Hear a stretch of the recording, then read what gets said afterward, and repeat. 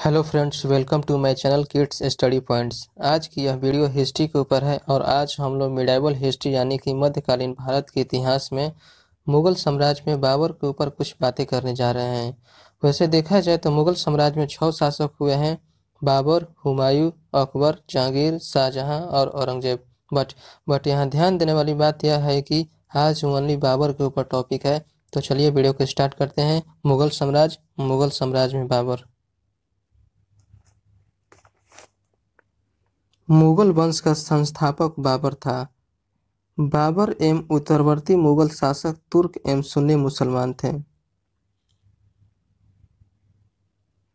बाबर ने मुगल वंश की स्थापना के साथ ही पदशाही की स्थापना की, जिसके तहत शासक को बादशाह कहा जाता था। बाबर और शासनकाल 1526 से 1530 और ये बाबर का फोटो है। बाबर का जन्म फरवरी 1483 ईस्वी में हुआ था। इनके पिता उमर शेख मिर्जा एक फरगना नामक छोटे राज्य के शासक थे। इनकी मृत्यु के बाद बाबर फरगना की गद्दी पर 8 जून 1494 ईस्वी में बैठा। बाबर ने 1507 ईस्वी में बादशाह की उपाधि धारण की, जिसे अब तक किसी तैमूर शासक ने धारण नहीं की थी।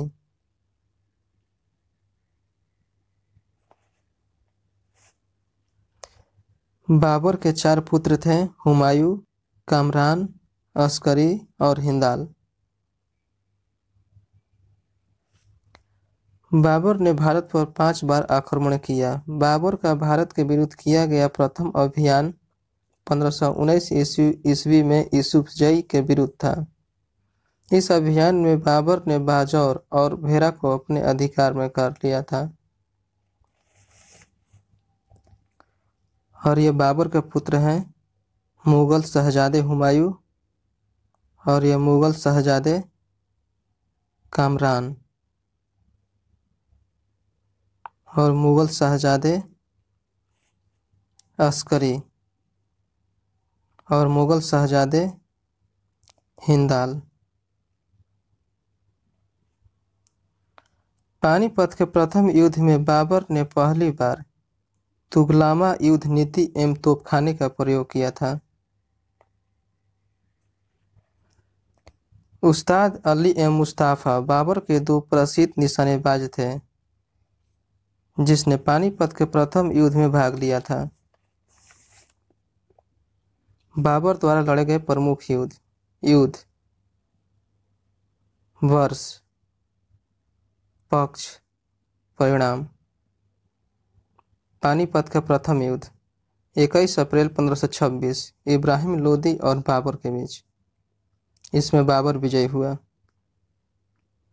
खानवा का युद्ध 17 मार्च 1527 राणा संगा एवं बाबर के बीच।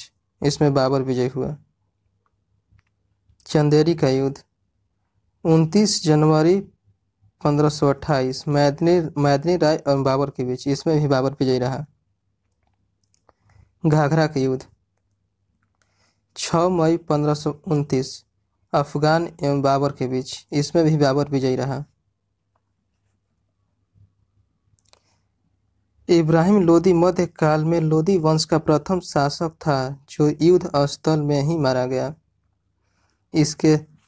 उसके साथ उसका मित्र ग्वालियर के राजा विक्रमजीत भी युद्ध स्थल में मारा गया।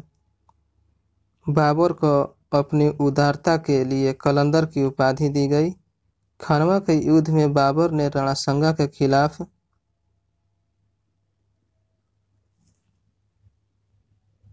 जिहाद का नारा दिया और युद्ध में विजय के बाद गाजी की उपाधि धारण की। बाबर ने बंगाल के शासक नुसरत शाह के साथ 6 मई 1529 को एक दूसरे की संप्रभुता का सम्मान करने का वादा करते हुए एक संधि की, जिसके अनुसार नुसरत ने अफगान विद्रोहियों को शरण न देने का वचन दिया। करीब 48 वर्ष की आयु में 26 दिसंबर 1530 ईस्वी को आगरा में बाबर की मृत्यु हो गई। प्रारंभ में बाबर के शव को आगरा के आराम बाग में दफनाया गया, बाद में काबुल में उसके द्वारा चुने गए स्थान पर दफनाया गया। बाबर की मातृभाषा तुर्की थी, लेकिन वह अरबी और फारसी का भी अच्छा ज्ञाता था। बाबर ने अपनी आत्मकथा बाबरनामा तुर्की भाषा में लिखा।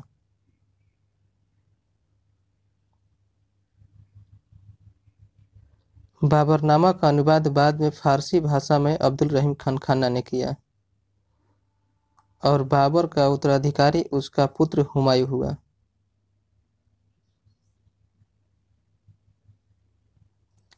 ऐसे ही एनिमेटेड वीडियो के लिए देखते रहिए हमारे चैनल किड्स स्टडी पॉइंट को।